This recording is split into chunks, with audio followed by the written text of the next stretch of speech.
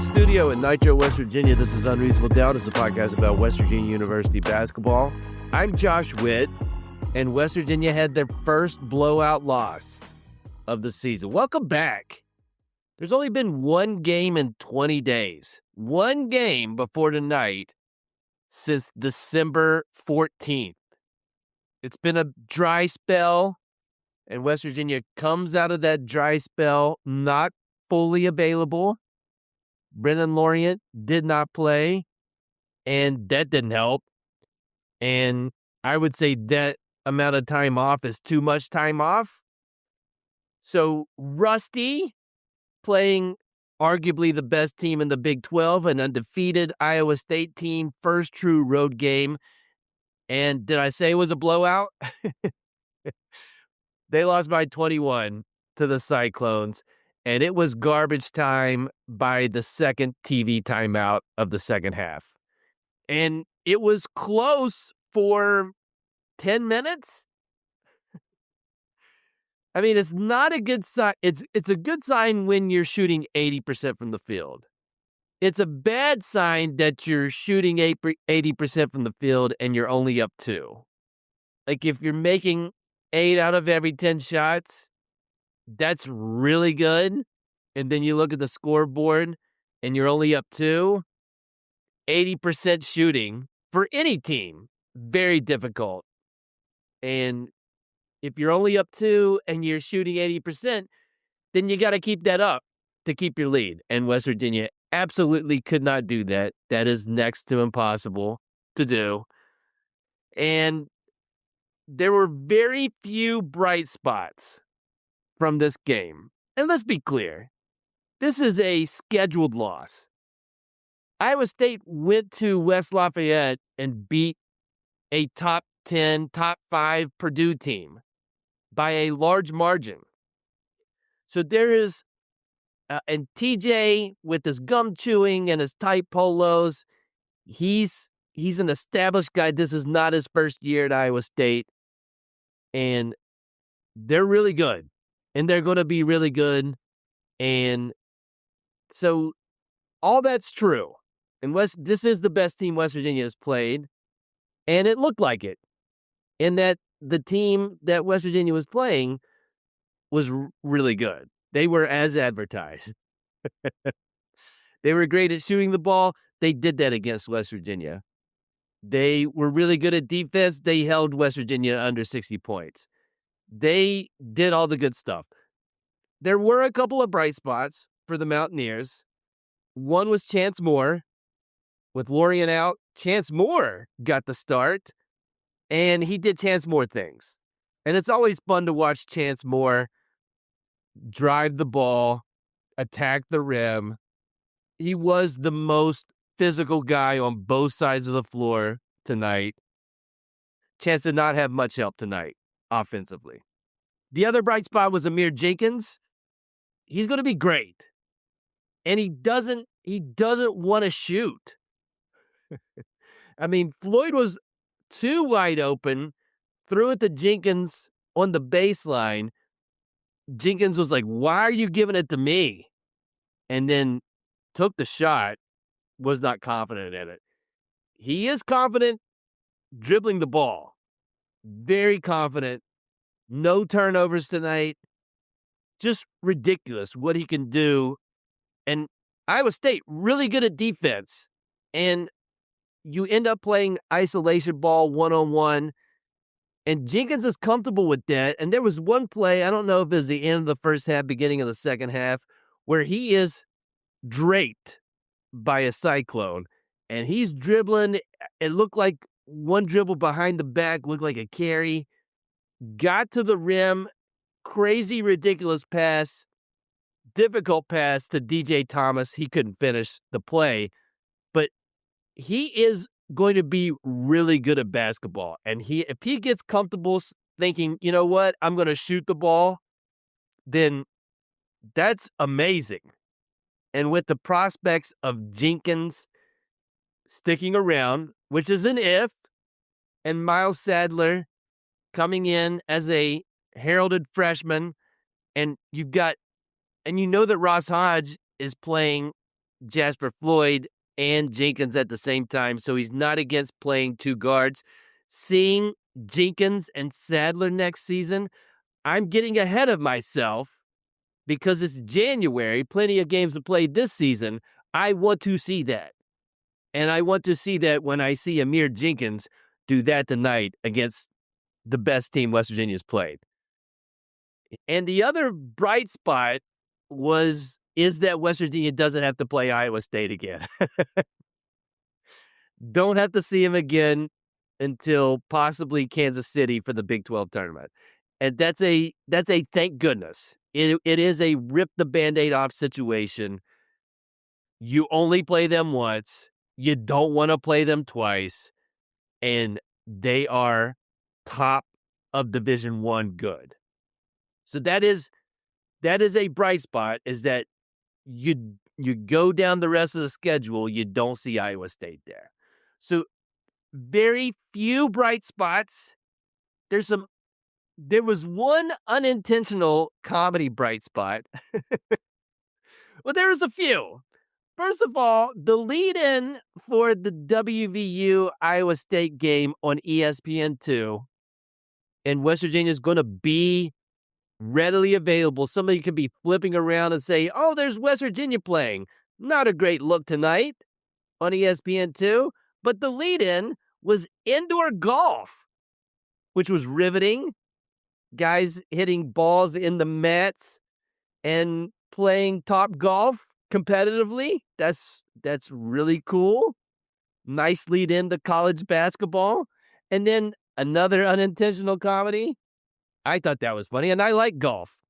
It is a bizarre thing to watch professional golfers play inside and hitting balls in the mats. It's fine.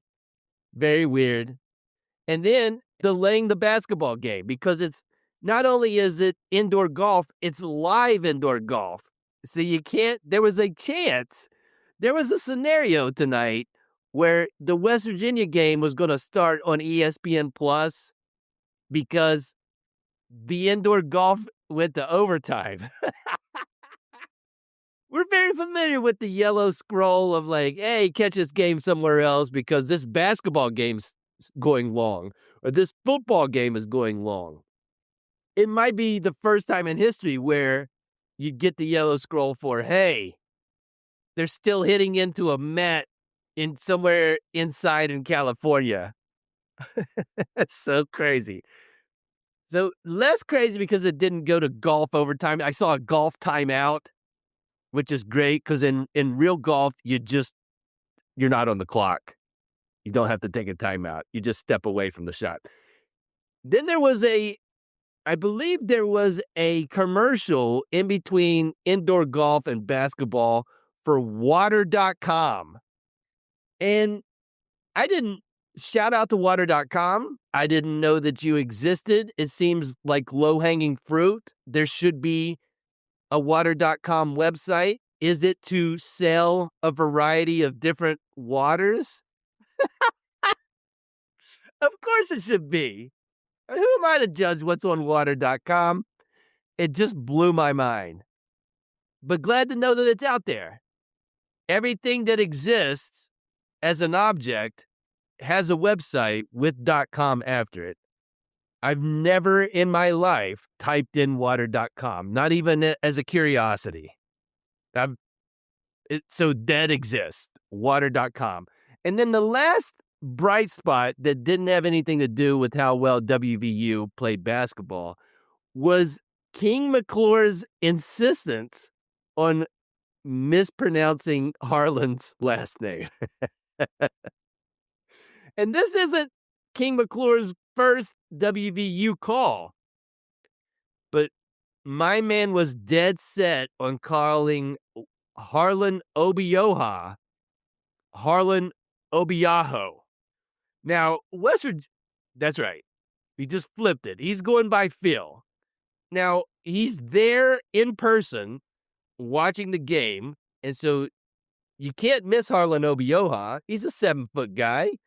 And West Virginia, they do have the names of the players above their numbers on the back of the jerseys. And so he's watching Obioha running up and down the court and seeing an A at the end. And you know what? Scratch that. Obiaho. And he never corrected. I don't know, in fairness to the play-by-play guy, not a ton of opportunities to call Obioha's name tonight, but with love and respect. But Obiaho, the seventh round of Obiaho was just as funny as the first Obiaho. I don't know why King McClure was doing that. I don't want to remember if he did that in previous games. He was in the pocket tonight, mispronouncing Harlan's name. Shout out to King McClure. Now, so those are bright spots. When I'm trying to pull water.com as a bright spot for what I watched tonight, it's not great.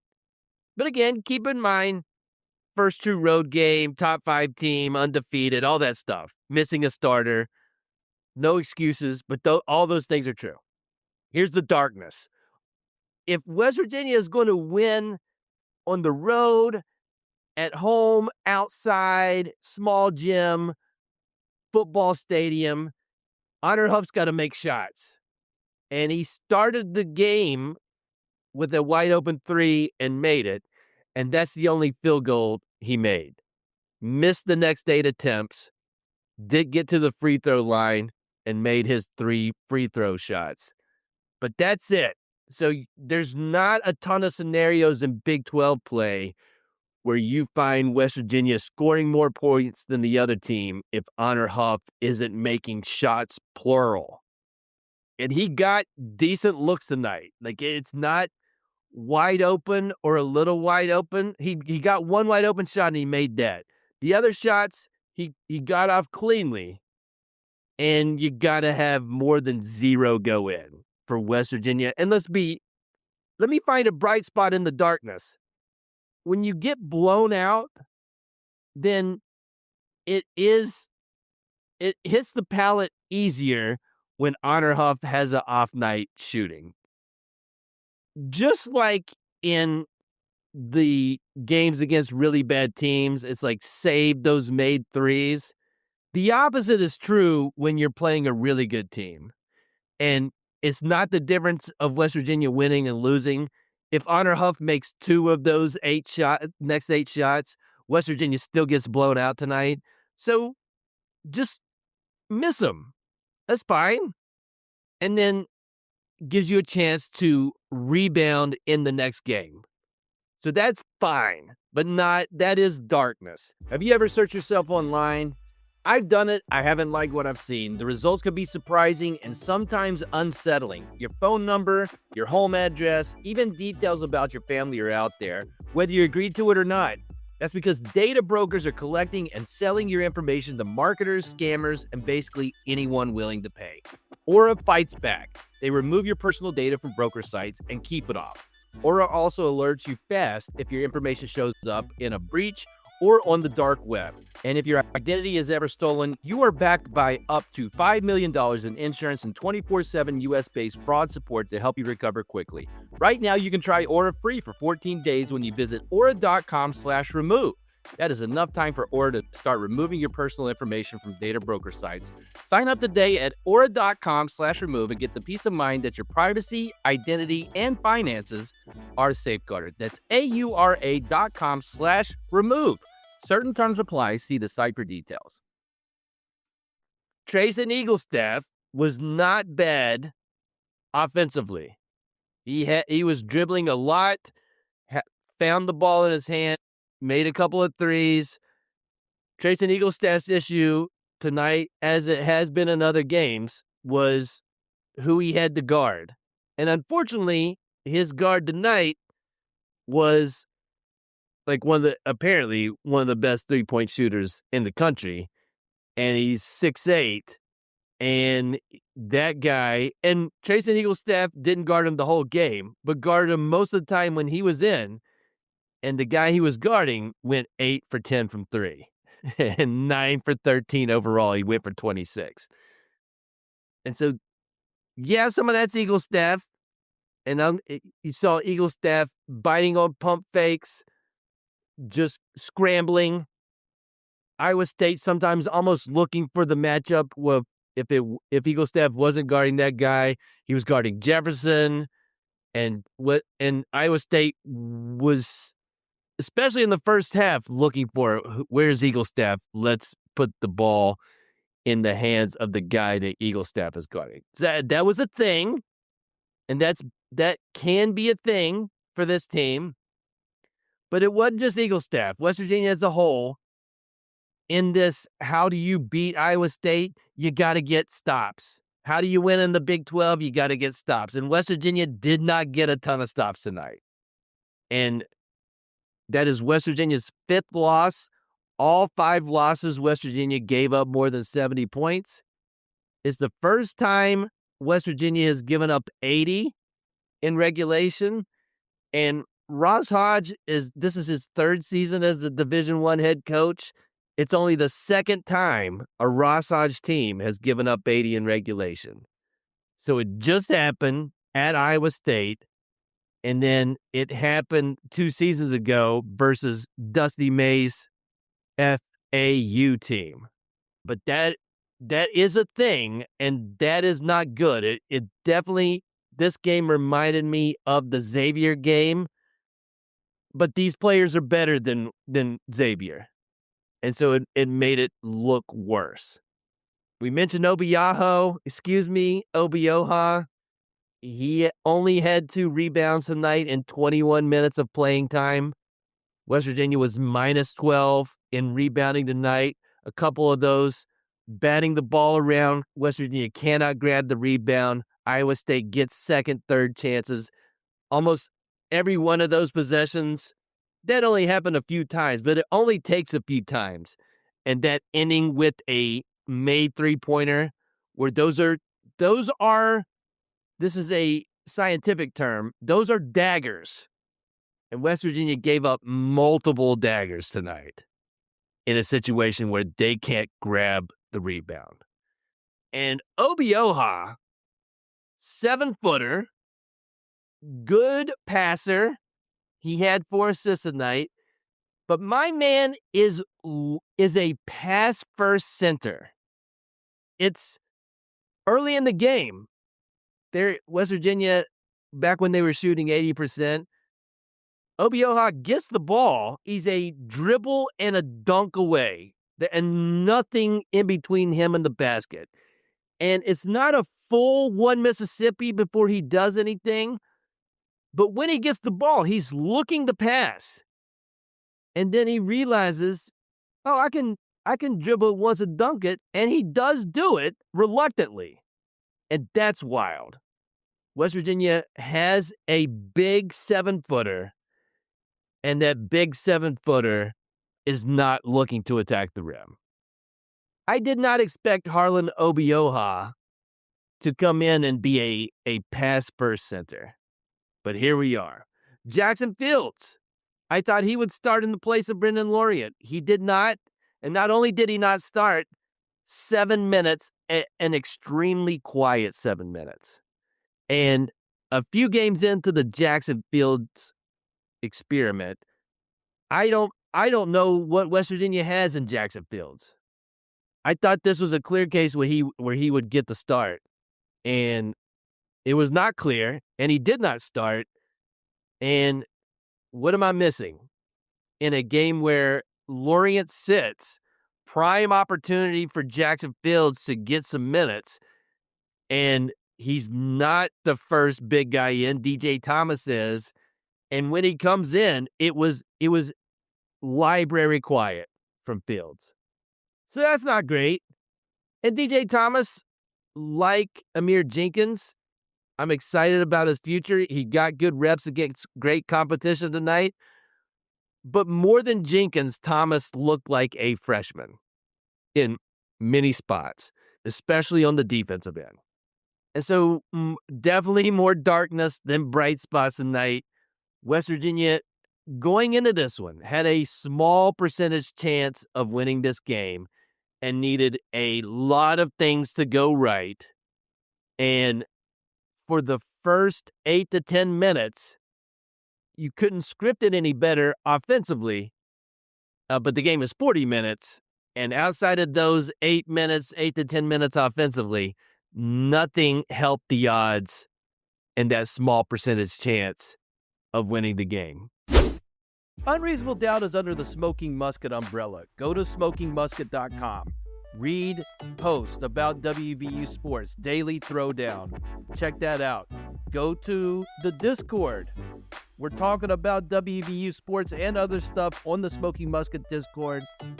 Link for that is in the show notes. Listen to West by Pod, the WVU football podcast under the Smoking Musket umbrella. Do all that stuff. Smoking Musket.